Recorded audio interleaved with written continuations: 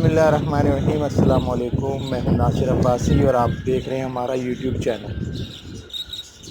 شروع ہی سے بچپن سے ہی قبرستان جا رہے ہیں مردوں کو دفنانے کے لیے۔ اپنے پیاروں کو بھی کراچی شہر کے مختلف قبرستانوں میں دفنایا اور محلے والے اور عزیز و اقارب کے بھی جنازوں کے ساتھ قبرستان میں گئے۔ ہمیشہ قبرستان میں جاتے رہے اور وہاں زیادہ سے زیادہ 15-20 منٹ میں ہی تدفین ہو جاتی تھی۔ اس کے بعد کوئی صاحب علم فاتحہ خوانی کرا دیتے تھے اور لوگ واپس اپنے اپنے گھروں کو آ جاتے تھے۔ لیکن اب اگر آپ کسی جنازے کے ساتھ قبرستان جائیں تو آپ کے 2-2.5 گھنٹے تو قبرستان کے اندر ہی لگ جائیں گے۔ ایک تو قبر کا حصول بہت مشکل ہے، اور پھر قبر اگر مل بھی جائے تو وہ دوسری قبروں کے درمیان میں قبر بنا دیتے ہیں، کھود دیتے ہیں، اور آپ جب جنازہ لے کر پہنچتے ہیں تو آپ اپنے مردے کی قبر تک جانے کے لیے دوسروں کی قبروں کو رونتے ہوئے وہاں قبر تک پہنچتے ہیں، اور جو جنازے کے ساتھ لوگ جاتے ہیں وہ بھی مختلف قبروں پہ چڑھ کے چاروں طرف کھڑے ہو جاتے ہیں۔ اس طرح قبروں کی بھی بے حرمتی ہوتی ہے، کیونکہ ہمارے قبرستان پلاننگ کے تحت تو بنائی گئے نہیں ہیں، اس لیے راستے اس کے اندر ہوتے نہیں ہیں۔ جب بھی آپ جائیں گے تو آپ کو قبروں کو رونتے ہوئے ہی جانا پڑے گا اور رونتے ہی واپس آنا پڑے گا۔ پہلے لوگ جاتے تھے، اگر رات کو تدفین ہوتی تھی تو ساتھ میں کوئی روشنی کا انتظام کر کے چلے جاتے تھے، گیس بتی ہوتی تھی یا اور کوئی دوسری ٹارچیں وغیرہ ہوتی تھیں جس سے تدفین ہو جاتی تھی، اور اب موبائل کی روشنیوں میں تدفین ہوتی ہیں۔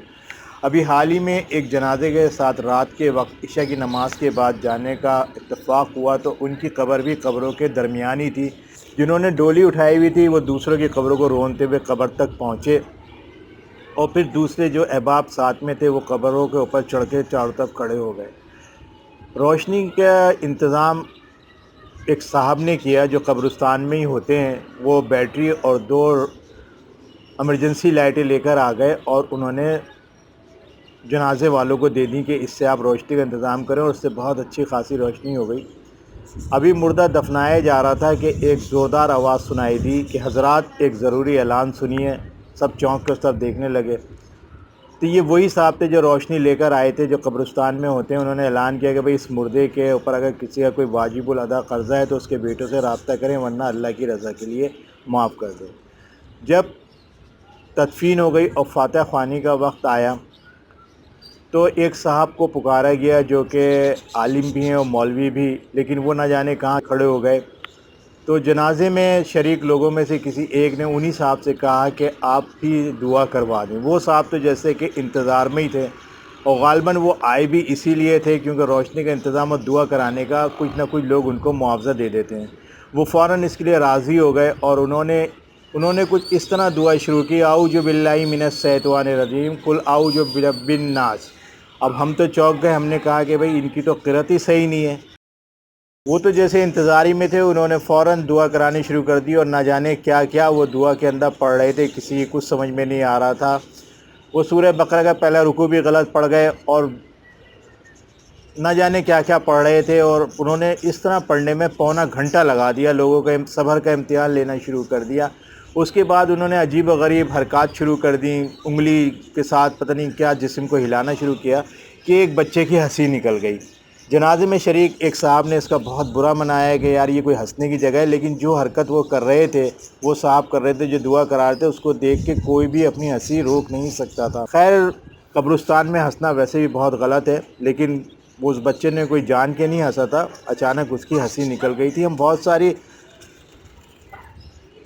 سارے جنازوں کے ساتھ مختلف قبرستانوں میں گئے۔ اب جنازوں کے ساتھ عجیب و غریب باتیں ہونے لگی ہیں جو ہم نے پہلے کبھی نہیں دیکھی تھی۔ ایک جنازے کے ساتھ ہم گئے تو جنازہ تدفین ہونے کے بعد انہوں نے سرانے کھڑے ہو کے اذان دینی شروع کر دی، جنازے کے میت کی قبر کے پاس پوری انہوں نے اذان دی۔ اس کے علاوہ ایک دفعہ جنازے کے ساتھ گئے تو جب تدفین ہو گئی تو ایک صاحب ہاتھ باندھ کے کھڑے ہو گئے اور انہوں نے درود و سلام پڑھنا شروع کر دیا، یا نبی السلام علیکم۔ انہوں نے پورا سلام پڑھا۔ ایک جنازے کے ساتھ گئے تو وہ ہاتھ باندھ کے کھڑے ہو گئے اور انہوں نے 6-7 نعتیں جنازے کے سرانے کھڑے ہو کے پڑھ دیں۔ یہ شرعی طور پہ ہمیں تو معلوم نہیں ہے کہ یہ جائز ہے نہیں جائز ہے، لیکن شرع میں تو ایسی کوئی بات نہیں ہے، سیدھا سیدھا جنازے کو دفنانا ہے اور فاتحہ پڑھنی ہے۔ سورہ بقرہ کا پہلا رکوع اور آخر رکوع پڑھ کے سورہ فاتحہ اور معوذتین پڑھنے ہیں اور جنازے کو بخش دینے ہیں۔ لیکن اب لوگ جنازے کے ساتھ نئی نئی باتیں کر رہے ہیں جو شرع میں نہیں ہے۔ جو ہم نے نہ پہلے کبھی دیکھی اور نہ سنی۔ میت کو دفنانے کے بعد اذانیں دینا، نعتیں پڑھنا یا دیگر اور اعمال کرنا، ہمیں تو معلوم نہیں کہ یہ لوگ کیوں کرتے ہیں، ثواب کی نیت سے کرتے ہیں، لیکن بعض دفعہ ثواب کی نیت سے کرنے والا کام بھی بدعت بن جاتا ہے، اور ہر بدعت جو ہے وہ گمراہی ہے، اور گمراہی جو ہے وہ جہنم میں جائے گی۔ اس لیے لوگوں کو اس بارے میں احتیاط کرنی چاہیے۔ جو طریقہ ہمارے پیارے نبی حضور اکرم صلی اللہ علیہ وسلم کے زمانے سے چلا آ رہا ہے کہ مردے کو دفنا کر فاتحہ پڑھنی ہے، سورہ بقرہ کا پہلا رکوع اور آخری رکوع پڑھنا ہے، اور سورہ فاتحہ اور معوذتین پڑھ کے بخش دینا ہے، وہی کرنا چاہیے۔ یہ اذانیں، نعتیں اور تقریر، درود تنجینہ اور نہ معلوم کیا کیا وہ صاحب جو ہم جن کا ذکر کر رہے ہیں پڑھ رہے تھے، ہمیں تو دو ہی الفاظ ان کے سمجھ میں آ رہے تھے، شمس العارفین اور مولا کائنات۔ یہ دو الفاظ کے علاوہ ان کی کوئی بات ہماری سمجھ میں نہیں، ہر چیز غلط پڑی۔ لوگوں کو ایسے لوگوں سے بھی بچنا چاہیے، جنازے کے ساتھ کوئی نہ کوئی صاحب علم کو جانا چاہیے، جو شرع کے مطابق، جو شریعت کے مطابق، جو جنازے کے بعد پڑھی جانے والی دعاؤں کو جانتے ہوں، ان سے دعا کرانی چاہیے، نہ کہ ہر اس آدمی سے جو پیسوں کے وجہ سے اب قبرستانوں میں گھومتے رہتے ہیں اور پتہ نہیں نہ جانے کیا کیا پڑھ کے لوگوں کو بھی گناہ گار کرتے ہیں۔ ہماری باتیں اگر آپ کو اچھی لگی ہیں تو لائک کریں، سبسکرائب کریں ہمارے چینل کو۔ ہمیں اجازت دیجیے، اللہ حافظ۔